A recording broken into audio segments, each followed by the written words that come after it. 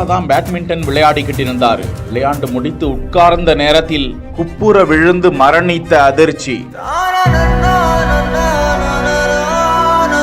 பதறி போன சக நண்பர்கள்.